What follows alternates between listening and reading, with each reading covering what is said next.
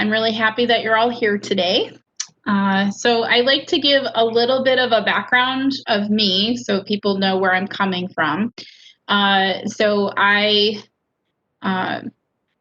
Where am I going to begin? Oh, I talk really fast. I'll just tell you that. I talk really fast. Sometimes I swear, but I won't be swearing here. So that means that I'm going to be stopping myself from saying a word that I pretty much don't want recorded per se. I use narratives in explaining the concepts in here, and I also am a little bit irreverent just because I like to keep it real and use humor sometimes, most of the time, in what I teach. I do have some background in teaching online, although I wouldn't say I'm an expert at that, so please bear with me. My background is in multiple things. I have a undergraduate degree in cognitive science and with a concentration in neuroscience and a double major in psychology. And then I have a master's in adult learning. So pretty much my passion is to figure out how people think and learn. And then I worked in the world of brain injury for almost 20 years. And so I have a lot of experience on how to help the brain recover from injury, learn new skills, and all of that. And then since about 3.5 years ago, I left a job that was not serving me well. It was mostly paperwork and not working with people because I was a director of quality assurance in a small not-for-profit. And I realized my passion is just teaching adults. And I almost could teach on anything, but fortunately, I've been able to teach on things I love to talk about. I do currently work as an English as a second language teacher in the Rochester City School District to adult refugees and immigrants. And then I teach at our local recreation centers about brain longevity or brain fitness. So I've been asked to kind of spread the love for teaching people who fall into a demographic of older, whatever that demographic may mean. So if you're talking pretty much to anyone over 30, they typically feel younger, but start talking about being older. But if you're 50, 70, you look at a 30-year-old and you're like, oh, still a child. But we do start talking about getting older at about 30 years old. And that's when people start complaining about it, putting it into the getting older bucket. And I'm kind of here to dispel some of those myths and to help anyone who works for rec centers and does programming there or incorporate into their programming that it really doesn't need to be about age, more as a mindset and health. So this program is about brain longevity, and so what I would like you to do to start is to go ahead and type into the chat something, and if you can read this while you're listening to me, good for you. Most people can't do that typically, but if you can do that, to say something you loved to do as a child, but you don't do it anymore, either because somebody killed your spirit and said you weren't good at it, or you had to go to work, or study something different in school. Usually it starts about 3 to 5 years old when you really start exploring and doing things that you love, but then at some point you are required to change what you do. So if you could give some, and I'm going to be reading some of your answers, and I can share. Okay, so Hannah, this is where I need some help because in this view, I can see people's answers coming in, but Do you want me to read them out? Yeah, that would be great because I can't access them or I don't know how to. Okay. So we have playing the violin. I don't know why that echoed. Do you hear that echo? Or? It doesn't echo bad to me at all. Okay, good. So. All right. Playing the violin, gymnastics, video games, singing, theater, horseback riding, more video games, and playing competitive video games. All right. Well, sounds like video games win the day. So I can almost guess the age demographic in the room a little bit. I would say it falls under the 30-year-old and under, although I'm 50 and I love playing video games, and often I do play on my phone. But I also but I have a Wii, so I don't know if that totally ages me. So I get to play with my grandson. Uh, and he's always like, you play it for me. So I love it. I would be not seeing people for 3 days if I played video games. When I'm in, I'm all in. So I years ago, I'd even call in sick, like if it was during Christmas break and then it came to that day. So there's my narrative. If I've lost or gained your respect, here we go. So I saw singing. I used to love to sing. Nobody loved to hear me sing. So I had a natural reinforcement of don't sing in front of people. I sing when I'm stressed. I just saw that. So yeah, singing, playing the violin, so playing an instrument, horseback riding. So there's a different group of things. Some of it can be due to access, why you don't do it anymore too, or financial reasons or whatever. So thank you for answering those. And I'm sure there's many more things. So this is what I put into the beginning of each of my brain fitness series courses. I have many different brain fitness courses, and this isn't an advertisement for the classes I do, but it is what I incorporate into there for people, again, in the demographic about 55 and older, whatever older demographic, because it doesn't seem to be a number. I fall into the AARP membership. They probably started sending me things 2 years ago. But pretty much I think most senior programs or whatever we want to call it, I don't think there's a great universal name for that population. But typically I will have these kind of programs that have to do with fun, laughter, wellness. It's not live per se, it's to just live and to connect. And I'm going to bring back into what I asked you into my presentation a little bit later.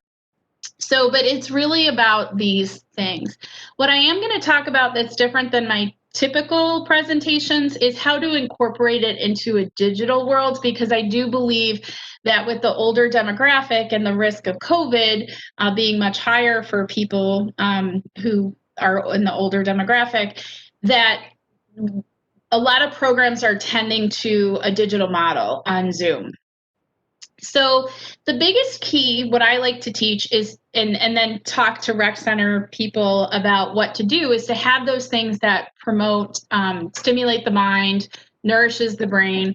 I don't get much into literal nourishment, although that is a key component, is talking about nutrition and whatnot that helps the mind and to have a healthy body mind. But for the most part, I focus more on activities and behaviors and mindset than I do on the actual nutrition piece, but it is a huge part. It's not an area of expertise for me, so I tend not to talk too much about it, but it is an element that if you are in that arena of nutrition and food and all of that, that is a key component.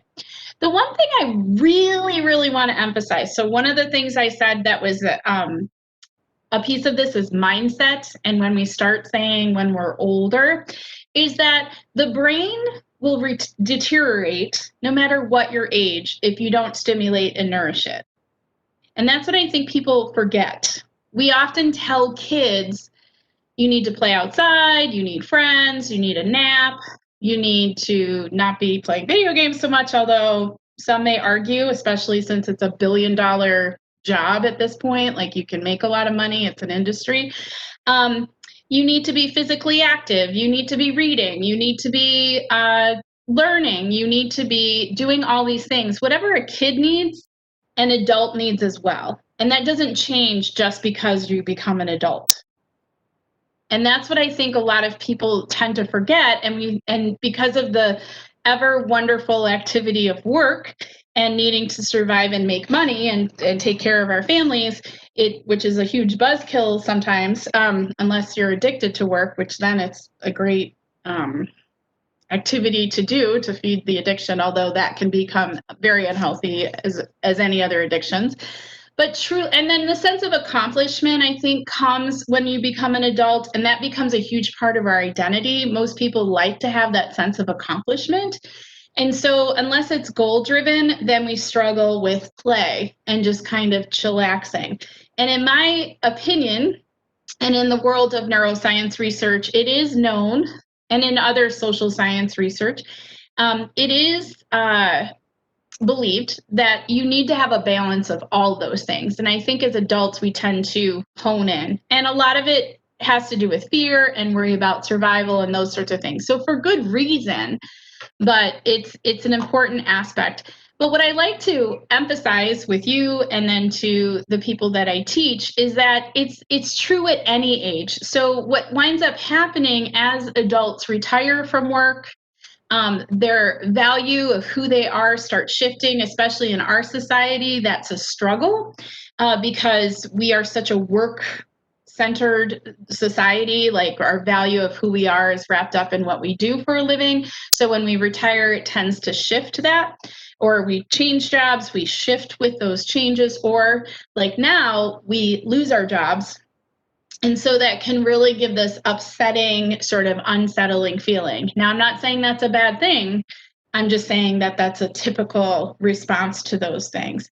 And so people who are recently retired, often ask me, like, they're sort of like, I feel disjointed, I feel basically unsettled, like lost. And so what I tell them is that what were those behaviors that made them feel not lost in the workplace, and then just implement those things at home. And that it doesn't have to do with the fact that you're getting older. You just had a huge shift in your routine, a huge shift in your environment, a huge shift in your daily activities. And therefore, your brain's going to react to that. And then if you don't engage it and stimulate it in a variety of ways, then your cognition starts to deteriorate. Is this making sense for people? Okay. Thank you for the visual feedback. It's nice. I don't know. I think there may be, yes, I saw verbal feedback too. Thank you. Which is a huge struggle with online.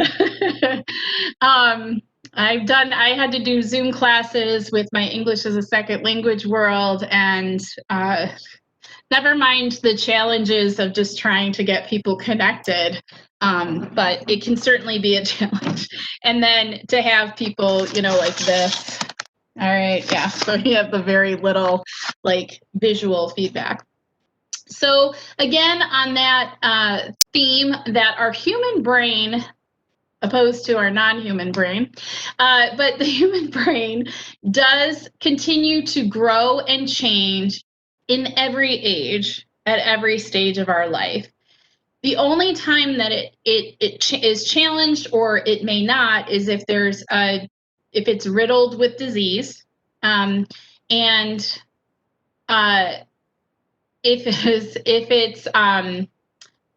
if there's injury, there can be some challenges there. So it may not change and grow the same way as it would have if it were healthy, but as long as it's being stimulated and people are learning, then it should continue to change and grow well into your 80s, 90s, 100s. But we're going to talk about, after I go over the goals, we'll talk about what inhibits that, what gets in the way of that. But here are my goals for you for this particular presentation. So I liked somebody, whoever S was, said they know somebody who's 101 and still has their skills and whatnot intact. Stephanie, thank you. So the first goal is to leave with new information to explore. So I'd love for you to have that, as well as to have the vocabulary of the neuroscience brain world. I do feel the younger generation is much more primed to understand those things, but I want to say that older generations, they'll hear about it, they'll go to doctor's appointments, but they don't always understand the vocabulary. And a lot of times, and I'm not just saying younger generations know, but I do know they teach like brain science and whatnot in school, at least like computers and technology. 15-year-olds and 12-year-olds actually know some of this stuff versus some of the people actually in my demographic, which is around the 50-year-old, 45 to 55-year age range. People are familiar, but they're not. I often, when I say, oh, cognitive science or whatnot, people then sort of shut down or tune out, or they go the other way and they're like, oh, that sounds interesting. I would love to know more. So I try to demystify the complex terminology. Now, the concepts and the terminology can be complex, but a lot of it makes sense when you kind of sit back and you hear about it if you understand it. So I love for people to walk away feeling much more comfortable reading articles, watching videos, and learning about those things, and especially if it affects their medical care. Again, these are the goals that I have for you as well as for the students that I teach. And so to have that transformative experience, I'm a teacher at heart. That's something I embraced 3.5 years ago. I fought that label since I was 22 years old. Nope, don't want to be a teacher. Nope, don't want to be a teacher. And then along with that shift from doing paperwork, I'm like, okay, everybody, I'm a teacher. I got it. Because I always was in a teaching role. So I love to know about transformative experiences. When people have that light bulb go off, it's like, ooh, so that helps feed my soul. And then I would love for people in my classes, my brain fitness series, I run a lot of different types of groups, but to at least leave with a tool or strategy, especially in the brain fitness work. Usually they leave with a bunch of tools and strategies, and it can feel overwhelming. So each brain fitness class I do, I'll go over the terminology. I usually like to dispel a neuro myth. I don't know what that is about me that I just love to go, that's not true. You know what we really do? It makes me the most liked person at a party. And so they're happy I'm on Zoom because they can just mute me and be like, oh, there goes France again. Then usually I have some kind of activity where they can demonstrate it. It's hard. I haven't done a brain fitness class necessarily through Zoom, but I am actually just running a mobility class that I started last week on Zoom that I've run in person several times. So usually it's interactive. I like to have more of that. To learn the memory strategies, that's what people are down for. That's what everybody focuses on. Something I sort of had a shift with, so I'm kind of learning too as I go, even though I kind of know these things, it doesn't always click with me, but I did run a Maximize Your Memory class last spring, and that was online. And I learned that any kind of stimulation that you give your mind, again, that varied stimulation, is going to help your memory in general. You can work specifically on remembering things, or you can also exercise your mind. So if you think about, I don't know if somebody had another sport in there, but even like with horseback riding or with something physical, you're not just, or even with violin playing, you're not just going to learn the song. You're going to learn all the fundamentals and you're going to warm up. And so your brain needs that too in general. So it helps your memory, even if you are working on, if you're listening to music and it's somehow stimulating your mind. So that's going to overall help your memory, and I'll be able to explain that further. And then again, that ideas of exploring things on your own. I'll often go over the foundation, and then I like to go through the systems, so vision, hearing, all of those systems. There's actually more. I know it may sound shocking, but I could talk a lot on this stuff. So I do love to share, I talk about the anatomy of the brain, the areas of the brain. I don't know everything there is to know, but I do know some stuff, and then I know where to look things up. So I love this website, brainfacts.org, so I'll share it with y'all. And it is, what I love about it is it gives you a nice 3D brain. And of course, internet is a little bit slow with everything going on, but you can look up the different areas. So we all want to know about that orbital frontal cortex. I'm sure you were all like, that was what I was hoping she was going to talk about. And so here it gives a little bit of information in there about it. And then, of course, you can learn more. And then they have like little games in here and whatnot.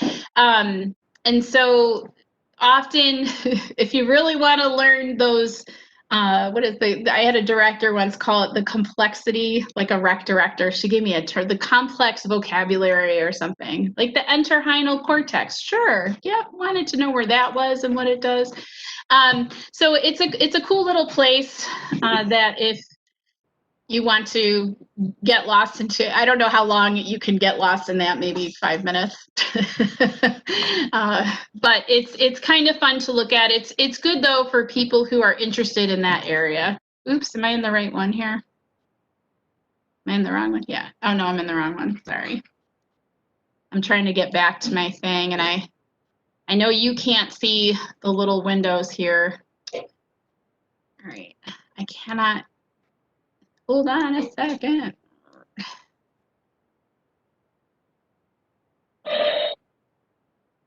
Just muted myself. I can't move. There we go. I can't move this thing. Let me shut this. I can't get to my tab thing. That's happened to me a couple times. I don't know how to move it either, but oh, there we go. I got it. Yeah. I like that little menu drop down thing was, and I know you guys can't see what I'm doing other than panicking and my eyes are going back and forth. No, I'm not doing any kind of drugs. So yeah, there we go. So the other thing I want to mention, and this is more so now than ever before, I would say in this time, is that what those classes do in creating that space and people sort of having a shared goal, and it doesn't have to be brain fitness stuff, so this is just across the board, and I think most of you know this, is just the ability to develop meaningful relationships, and that leads to a healthy life. So one of the goals for you guys in this course is to understand how these kind of programs and putting out these programs, what that does for the aging community as a whole, as well as the whole community. So somebody had mentioned, Stephanie, I believe, had mentioned how she has a neighbor who is 101 years old and has skills and abilities. Well, how much support does Stephanie need at home? I'm sure it's not the same as a nursing home level of support. And the fact that she's able to maintain some level of independence. And if I look at it from a fundamentalist point of view, it only helps the community to have people as independent as possible for as long as possible. And I know that from the world of working in brain injury, because often people from 18 to whatever age were often kept in nursing homes, and then they had to fight to be like, no, we want to live at home. And that was only better for the pocketbook of the state, for the county, for whatever arena. So this is just a brain fitness activity where, like, I may read the description of someone. I don't have that. Like, I'm trying to think of someone that I can describe that you may know who they are. So he was part of a boy band. He's married to another actress who, well, I'm going to do it. I'm going to see if I think of it. Bye. I might as well own the fact that somebody's leaving my apartment right now. Okay. Oh, not Nick Leachy. So he's married to an actress. She was probably very popular in the mid to late 90s. She's beautiful, brown hair. I believe they just had a child. He did, yes, not Justin Timbo, but if you mean by Timberlake, I'm assuming, unless there's a famous Justin Timbo in a boy band that I don't know, that's not my age range. So yeah, Justin Timberlake. So thank you. So they just corrected, they did the star. Can you guys see the chats too? Am I like, okay, holy, like, you're just not part of 2020, France. Okay. So this is an activity though, like, who am I describing? So it requires people to recall names. And I know this seems like a stupid activity, or not stupid, but like, all right, France, what's the big deal? But One of the biggest complaints as we age is we're unable to remember names. We have this, or even ideas or words, and it's called tip of the tongue syndrome. And that is pretty common amongst the aging community. But it's a phenomenon that crosses generations, but it's just more common as we get older, and people are sort of like, why is that? And there's actually strategies to kind of overcome that challenge. But one of the things that how often are they required to remember names? And they can actually do this activity to help improve that, or to use recall as a way of exercising their brain and doing warm-ups. And they have shown that if they do that, it can help improve that cognitive challenge. By the way, here is a strategy to remember names. How many of you are good at remembering names? So Stephanie, is your letter S, Stephanie? She's like, yeah, I'm pretty good. I got it down. Hannah's like, not me. How many of you feel like you ran over someone's cat when you forget their name? Yeah, all right. So we feel like we've just, killed a family and buried them in our basement type of feeling, like, oh, I feel horrible. And so there is kind of this idea that if somebody, yeah, good, me too, and there's probably a reason for that. So I don't know if you just saw whoever that was, I didn't see their name, say how they work with groups of kids and that they remember their names better than their teachers. And often people will say, that's the most common thing when I talk about what I do, and they'll say, I don't remember names. Well, first off, most people don't. And I know I was going somewhere else with this, but let me just say this. Most people don't. And we do have this stigma that if I forget your name, somehow you're not important to me, or I wasn't important enough to you. But if somebody forgets your name that you haven't seen in a while, you don't necessarily feel that way, but you are more impressed by the person who does remember your name. They're like, oh, that's really cool. Typically, people who do remember names are four. There's four. There aren't that many. And I actually do remember names fairly well, but I'm not part of that four. I'm not perfect at it, but I'm pretty good. Yes. Remember the name of waitresses. I used to be a waitress, so good. So I lost my train of thought. So I do want to mention, I also remember faces. Oh, we're not wired to remember names. We're wired to remember faces. That's what we're wired for. Remembering names is a more modern convention, and having to remember the amount of names we probably have to remember is much more challenging. And we remember faces more as friend or foe. We definitely go to primal brain, and we remember people's faces because of that, and then we need to associate the name. So there's many strategies to use. A lot of people like to use association. Like I had a friend whose name rhymed with dancer. Her name was Nancy, and somebody else told me that one. They're like, oh, I never remember her name, and I should know it.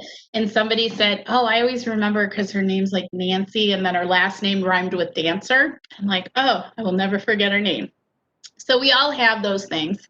Yep, Fancy Nancy. So here's a strategy. You can try it. I have taught this to many of the people I've worked with or have taught classes with, and they've tried it out, and they're like, oh my gosh, it's amazing. One woman went on a cruise, and she said she was with all these people for a long period of time, and she knew all their names by the end. So she felt really good, where she was one of the people kind of like, I don't know. So this is how it works. Can I use you, Bridget, as an example? Can you turn on your mic? All right, so I'm not going to shake your hand because it's COVID. And we're online. Maybe that's another reason. Okay, so this is how I do it. This is how I roll. Maybe you'll have a spin on it yourself. You can try it out and see. And it works about, as I might have said, 80% of the time. So, hi, I'm France. What's your name? Bridget, I can't hear you, but I'm reading your lips and I'm reading your name underneath the thing. So I say, hi, nice to meet you, Bridget. So blah, blah, blah, blah, blah, 2 minutes pass. Most likely I'll forget Bridget's name and I won't have her name under her picture. And so I'll say, hey, I'm sorry, can you tell me your name again? Ah, Bridget. Okay, Bridget. All right. Then 45 minutes later, maybe an hour later, maybe I've left the party, meeting, Zoom, whatever, and I think back to all the people in the room. So I would do that with everyone. I would think back and I would try to recall it again. And if I'm going to see you all again, I know it's important for me to try to remember your names. Now, I'm a teacher and I teach people in different settings. So at any given month, and maybe not recently, but I meet about 100 people a month. And I mentioned I work with refugees and immigrants. I actually have a student. It took me 2 days to learn her name, which is Entazar. But it was so hard. I would sit there, I'm like, what? And so I just worked on it, and now I know her name. Now I can say her name. I couldn't even say it at first. And it's not that hard sounding, but it is when, I don't know, it just seemed difficult at the time. So with Bridget, what would happen is if I forgot her name and I knew I was going to see her again, I would then make an effort the next time I saw her. I would look at a class list, or I would say again, listen, I totally forgot your name. I have met my neighbors. I live in an apartment. I'm pointing that way because literally the building's right there. There's one neighbor, oh my gosh, I still don't have it, but she's since moved out like a year ago. But I met her like 7 times. And every time I'm like, oh, I teach people how to remember names, but I don't remember your name. So I remove the awkward. By the way, if you say, I'm sure you don't remember my name, and they'll just go, no, I'm sorry, I don't. Like they run over your cat, and you're like, no, it's okay, I don't remember yours. So you kind of remove that stigma because not everyone, a lot of people have this anxiety of not remembering names. By the way, with my students, they call me teacher, and they call everyone who's American who works there teacher. So whenever they're like, some will give me some attitude and I'll be like, do you know my name? Even though I'll tell them and they're, oh, no. And then they kind of recover that. I'm like, you got to remember one person. I have to remember all of you. So, so that's a strategy. You can try it. It is based on a cognitive learning theory, and it doesn't just apply to names. So if you sort of you test one day, you let a day pass, then you test 2 days later, you study, test, 2 days later, study, 4 days later, study, test, because that's what it's like when you take a test, and it helps you retain the material better. So yeah, so I didn't fully change that. This is where it shows how we're wired for faces. So when you're looking at Mr. Obama, former President Obama, upside down, you can tell that there's something unusual, correct? With one of the pictures. We shall see, I hope, in the next one. I did review this stuff, but not with a fine-tooth comb. So, and then this one, which one is male and female on the bottom? You guys can put your answers in the chat while I go grab a Kleenex. I'll be right back.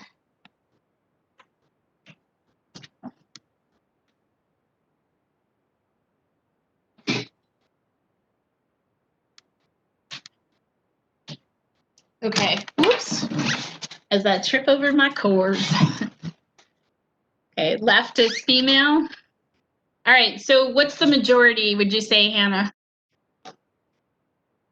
I think I'm saying that left is female.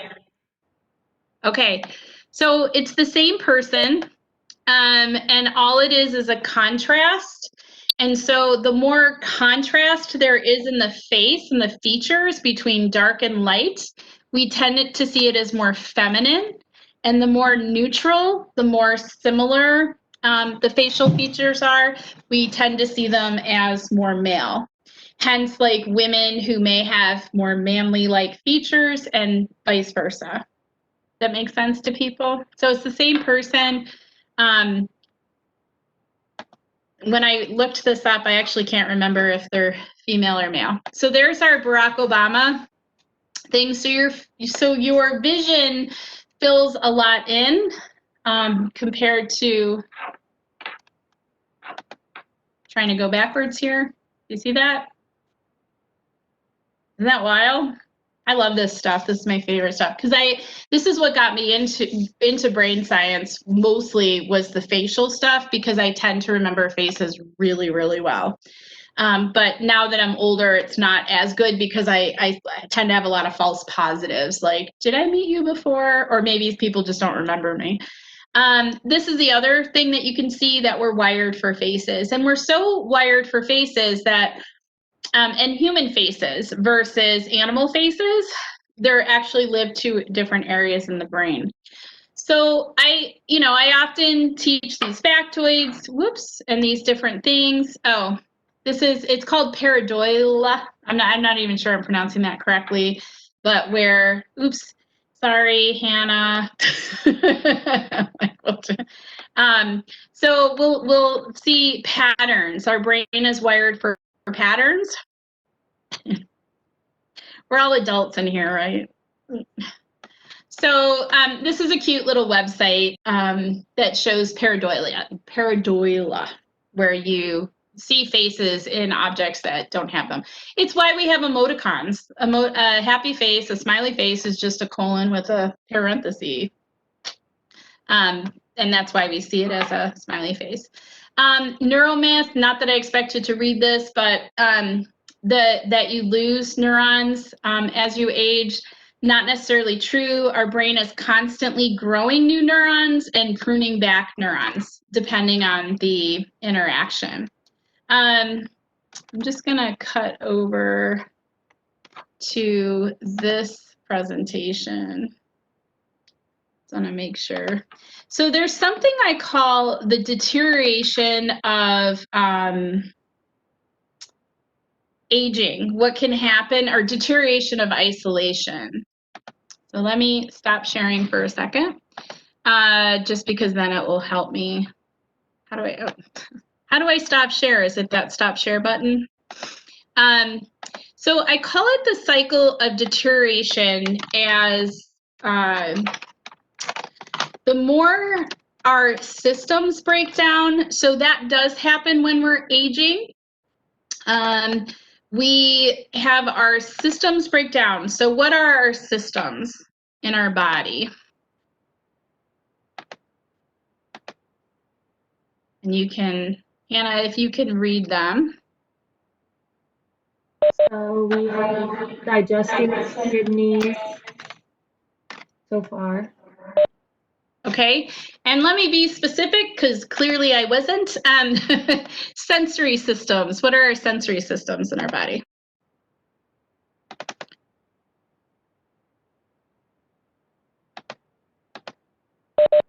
Hearing, vision, smell, vision, taste, touch, smell, hearing, sight, balance.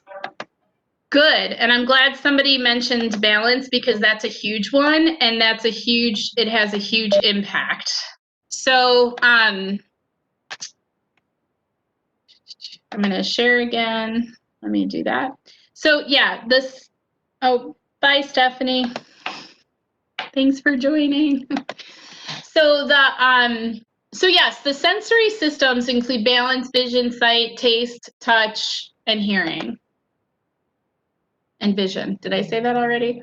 So if you think about it, as we age, those things start to deteriorate. And some eye doctors, in case you didn't know, the ones that shoot cataracts, they're like, if you're lucky to age long enough to get a cataract, then that's good, because that means everyone gets a cataract as they age. Well, it's not one day your vision's fine, the next day you have a cataract. It's one day your vision's fine, and then slowly it's a progression. So how many of you have either had strep throat or had a really bad cold or whatever, or a sinus infection?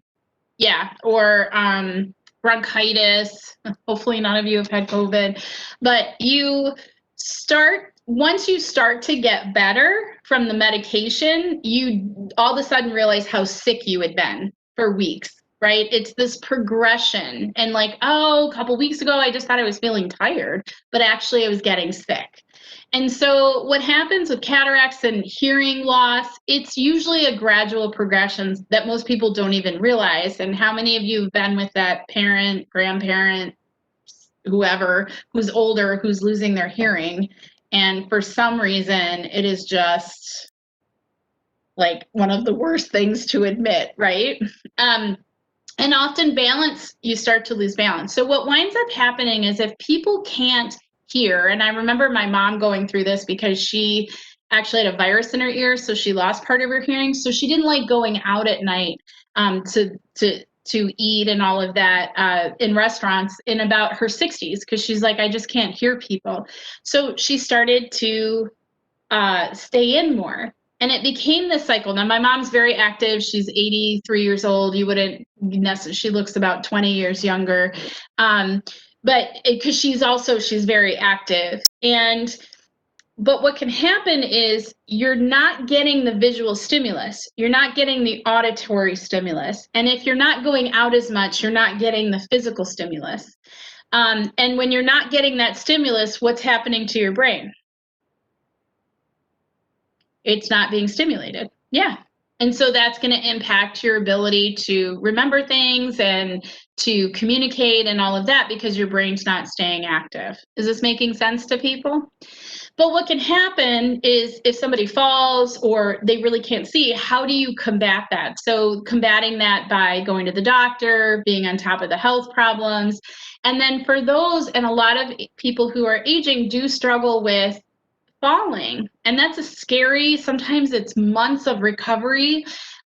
They're terrified. And so I will share this little tidbit, which I'm sure you guys are happy about, but I dislocated my knee in the shower after a super active day of paddleboarding and bike riding, and I came home and just one little slip, and I have no idea, but it was the worst pain in the world. And it really affected how much I wanted to go bike riding. I didn't go bike riding for like 6 weeks, and I had been riding a bike for like 3 to 4 days a week. And I really sat in that, and this was just in August, and I sat in that and I said, okay, it's easy to say, just get back on that horse, if the horseback rider is still in the room. It's not easy to do. Pain obviously is a huge behavior modifier, and it is for me. So I was more hesitant to do these physical activities that could recreate this thing that I really had no control over. And so that's a very viable thing. But when in rec center programs, a lot of people tend to isolate, and then when they have a rec center program they can go to, they will start to reverse that cycle of disability and isolation. And then they're motivated to then move. And that's just like for any of us. I mean, if I were to say, okay, everybody, it's going to make you better, let's all just move right now, you'd sort of be like, oh, okay, why are we doing this? Where if there's a reason for it, like I'm going to give you $1 million, you're going to be able to fly in an hour, or something that would really motivate you, then you're going to be more apt to do it. And that's true for all humans, by the way. Nobody just does stuff because it's like this arbitrary reason. So, and usually an immediate meaning is more helpful than a long distance meaning. So I also teach about that. So like for people who are recovering from some physical challenge where they may have to learn to eat again, you don't just give them a spoon and have them bring a spoon to their mouth. You give them food and you put food on the spoon. But some people might think, well, I'm worried they're going to choke or whatever.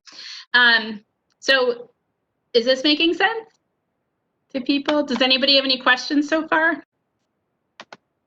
Okay, so let me go back. So the other part, this is what I often teach on, is human connection. And that is a huge motivator. And I tend to look at, well, first off, I look at the research, and the research says that the root of happiness is human relationships. And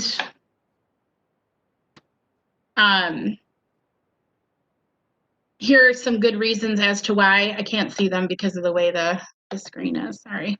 There we go. So people who feel lonely tend to die quicker. or younger. And so that's a pretty big deal, I believe. Not to say people who are alone. Loneliness and alone is, of course, a different thing. And then there was a 75-year study. It was like a huge study in longevity. If any of you like, or any of you know the movie Inside, I can't see the answer. So Hannah, can you tell me? Does anyone know this movie? So far, nobody has said this. Okay, it's on Netflix. It's a good movie. It's a little pseudoscience-y, but I warn people to not just erase pseudoscience from your repertoire of things, because meditation used to be pseudoscience, and I love talking about this. So I'm going to come back to meditation.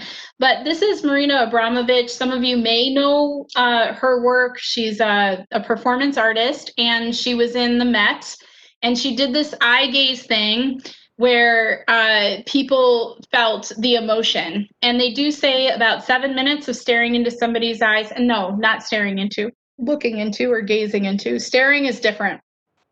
Often staring can be really creepy. I've done exercises like in a yoga class like that where we needed to stare and this guy was not blinking, and I'm like, oh my God, I can't do it because he just wasn't blinking. So you want to look into somebody's eyes. So looking into people's eyes are important. And so think about with Zoom how challenging that can be. And they do say in reconnecting with a partner or a loved one, just look into their eyes for a few minutes and you can feel that connection. Your brain also tends to neurosync. So let me just go to meditation for a second. How many of you meditate? Here. So let me know, Hannah. Ian does. So does Jackie. One person? Two. Two? Okay. Out of... Or have before. Yeah. Or have before. Okay. So is anybody familiar with telomeres? And I'm not sure who are like directors or people in charge of programming, but maybe you'll pick up what I'm putting down in a minute. Vaguely. So somebody vaguely has heard of this. So telomeres, I'm not even sure if I say it correctly, but they are, and you can look this up, research it on YouTube or whatever, and have somebody explain it if I'm not making sense, maybe in a better way. But it is explained as those little tiny things on the end of shoelaces that protect the fraying of a shoelace. And we all have them. They're on the ends of our chromosomes. And every time our cells divide, such as our retinal cells, every cell in our body divides and regenerates at some point. And the more it divides, the shorter these ends become. So here they're yellow on the end of the chromosome. And once they're gone, the chromosome, then that's when wackiness starts happening. Cancer and cell death and that sort of thing. But if there's any telomeres still intact, mindfulness meditation helps them to grow back. Neuroscience, DNA, genetic research has confirmed that. So I have done whole classes in mindfulness meditation, and meditation used to be that of pseudoscience. So if it's not going to hurt you, it's not going to prevent you from getting a good treatment to whatever you're dealing with, certainly don't rule out pseudoscience-y kind of things, because just because science hasn't found the research in it yet or hasn't researched it yet doesn't mean there isn't a benefit to it. Things like eye exercises, I'll talk to students about, and some will say, well, only some work. Like I had an ophthalmologist in one of my classes, and she said, well, isn't that's proven not to work? And then when we talked more about it, she said, well, some of them work, but some of them don't. My thing is, if it's not going to hurt you worse, and if it's just going to use a little bit of your time, why not? Why not kind of explore? If it makes you feel better, if it's doing something, maybe you try it and you don't like it, but you have to do it for a little while and not just for a minute or two to practice. Now, often I talk to students about how when they walk out, they might have a laundry list of things to do. And so we do talk about how to do behavior change, because when you're 60 years old and you're starting something, it's hard to make that change. So again, this is NSIA. The other thing that we look at too, when I talked about human connection, is I often look at the opposite, so disconnection. And that's one of the worst things you can do to a human being, is to have them completely isolated. So we think of like what's happening when people do have COVID and they're isolated. People have to make an active effort to somehow connect. Now, I don't want to say digital connection is bad, like it's wrong, and that's a lot of people were starting to go in that range. It is a tool for us to use. It is not the end all be all. So to the in-person human connection, but to find those ways to connect is exceptionally important. All right. Oops. I am clicking buttons. I'm sorry. As I'm trying to move things around. So are there any questions so far? Let me stop sharing. Or any thoughts that people want to share? So I have a question. Sure. Yes. So let's say you have someone who's in like late 60s and they haven't done brain exercises, they haven't been out and playing, they haven't been what you say like doing the same things a kid should do to keep their brain like alive and well. If they want to get healthy again, would it be able, I guess they start trying to take care of themselves and get brain longevity back, is it like you can gain it back as if you had always been doing it, or is it you're always going to have some delays because you didn't keep up with it? So it is going to be a struggle. And I think just like any experience, it changes you. So by the inactivity, of course, I picture it like this. Now, there could be a better description, but it's sort of like if you're not remaining active, you're sort of digging yourself into a hole, because your body's going to and your brain's going to go to that inaction. By the way, your brain likes things to be easy. So it goes to the easiest thing. And so, when somebody goes back to doing it, this is what happens. And this is also based in adult learning principles as well, or theories. But you're trying to dig yourself back out of this hole. And then if you add financial issues, environmental issues, transportation, how about loss of people in your life? So then you're building connection, and then there's this risk of disconnection, which is traumatic. So there's so many factors. So it's kind of a simplistic mindset, but to have that, like, no, I need to be active. I need to do what I need to do. Now, going back to the idea, thank you for helping me tie this back in, is doing those things as a child, see if you enjoy doing them as an adult, and who gives a crap? Not a swear word, but who cares if you're good or you're bad at it, right? What happens to us as adults, and this is about age 30, maybe 28, and it's happened since we were kids, we gravitate towards what we're good at. We stay away from the things we're not so good at. So if I'm a good artist, if I draw really well, the adults around me typically, or even other kids, give me positive reinforcement. And then often in the United States, we tie in, well, maybe you could be a comic book drawer.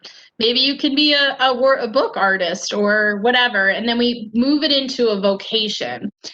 So then that kills the the passion for the art, right? But then we become accomplished. And I mentioned that earlier. We like accomplishment. We don't like to feel uncomfortable.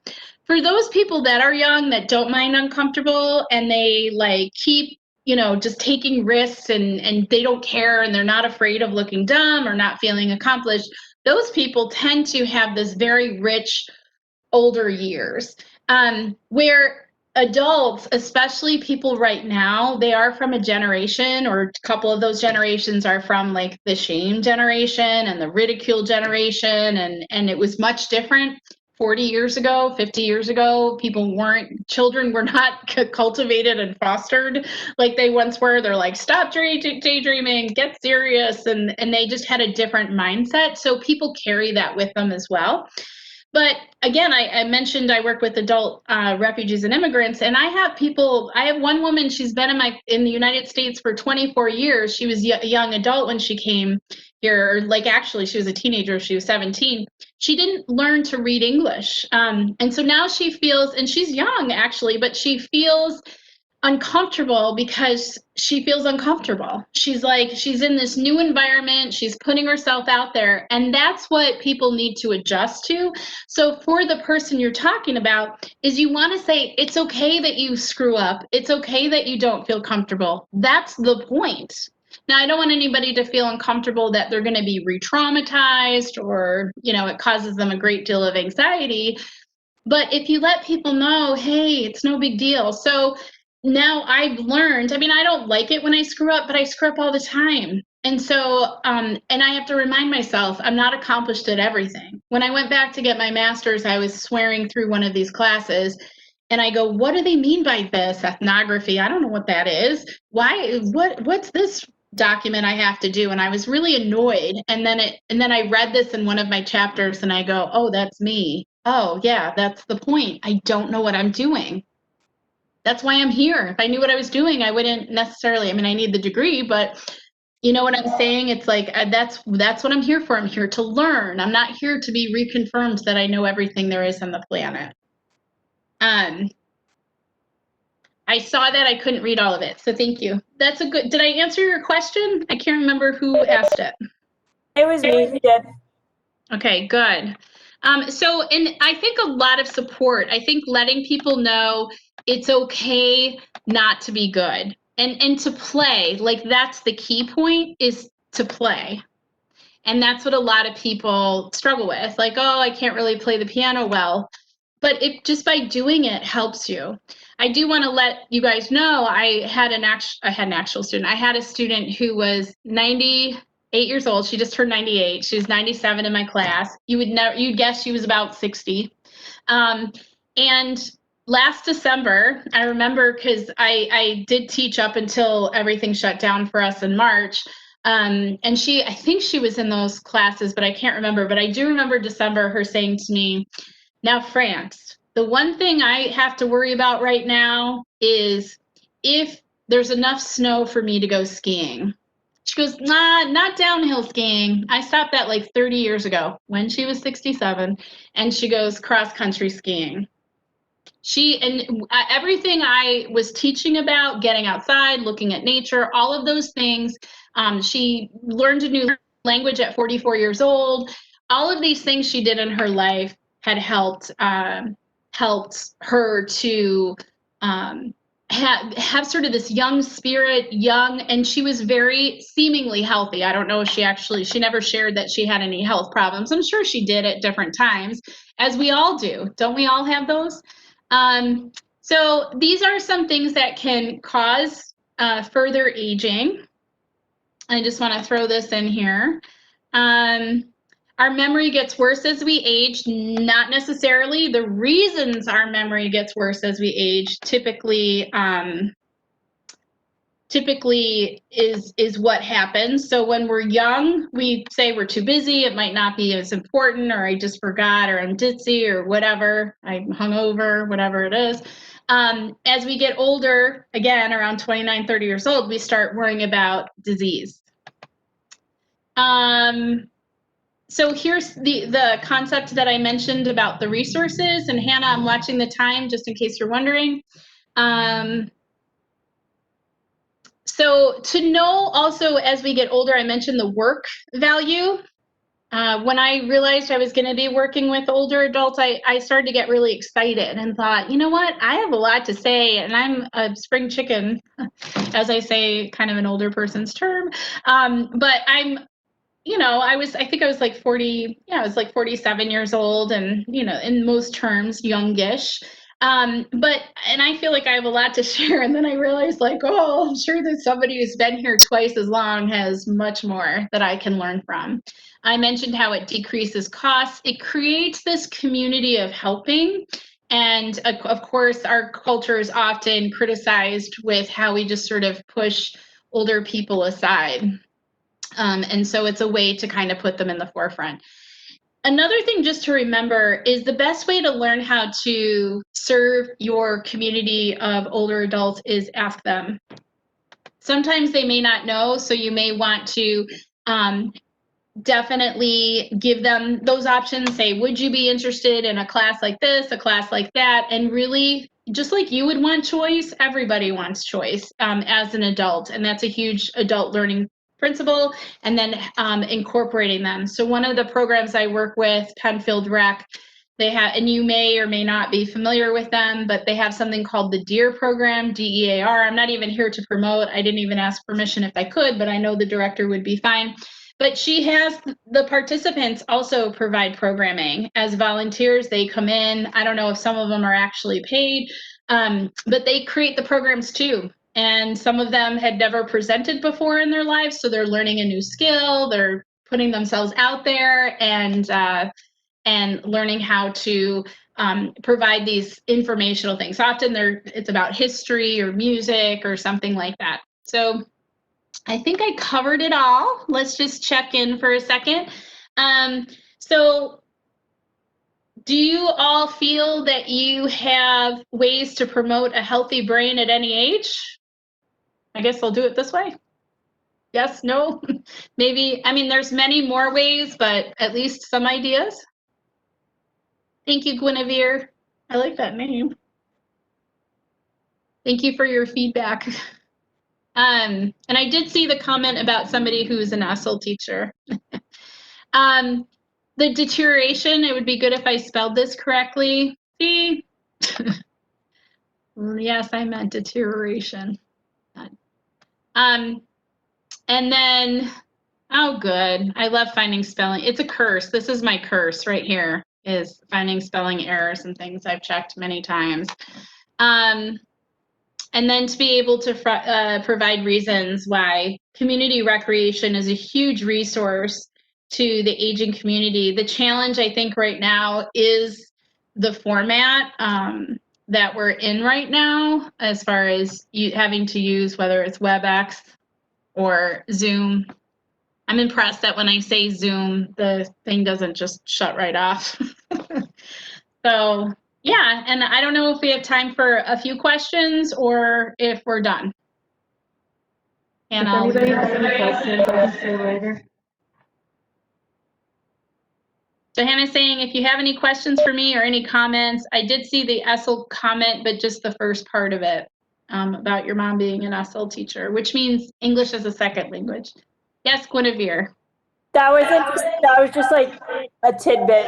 How you said about how people tend to give up so easily. She always has these students from third world countries who are coming and like they're living such challenging lives. They're living with like a third cousin who they've never met, and they'll come to my mom like so upset, sometimes crying. They're like, Miss Kelly, I'm no good at English. And she's like, well, what language did you just speak to me? And they're like, oh, like, I guess I'm doing something right. And it just pushes them forward to keep trying.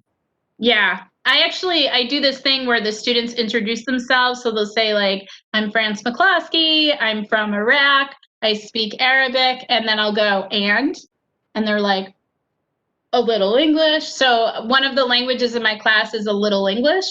And I love the students who are like, I speak English and a little, I speak Arabic and a little English. So they'll sort of switch it, but they start to gain confidence that way. But yes, they definitely struggle with not feeling like they can speak English. And part of that's rooted in some of their own baggage as far as in their country. So my student who's been here for 24 years, she says she won't speak English in front of other Arabic English speakers, or if people speak both Arabic and English, because they are pretty hard on each other. So there's a cultural thing that can happen. Any other? So, and that's what you're battling, I just want to say, because people who are older, I had one woman say, well, they keep telling us that we're getting older or that we're too old. And I'm like, who's the they? And they're like, doctors, family. Well, I had a doctor when I was 29 when I broke my pinky knuckle and I didn't move it enough in the recovery phase. And he's like, we don't heal as well as we used to when we were younger. So I was getting would we say 29 is old? And no 12-year-olds are allowed to answer this question. right? 29's not old, but the doctors, physicians say it. And actually, the word longevity, though, does come from a dermatologist. When she saw a spot, and she goes, "That's a sign of longevity?" And I was like, "Ooh, I love it." I love that name. So, in me working with people who are older now, and I'm now entering that age bracket, I'm like, I'm not afraid. I don't see it as this sentence. I mean, we're all, if we're lucky, we're heading in that direction. So let's make it great. Any other questions or thoughts? Feedback? Cricket, cricket. Okay, so Hannah, I'm a really bad closer. So go I ahead. believe you're good to go whenever you're ready. Okay. Okay, bye everybody.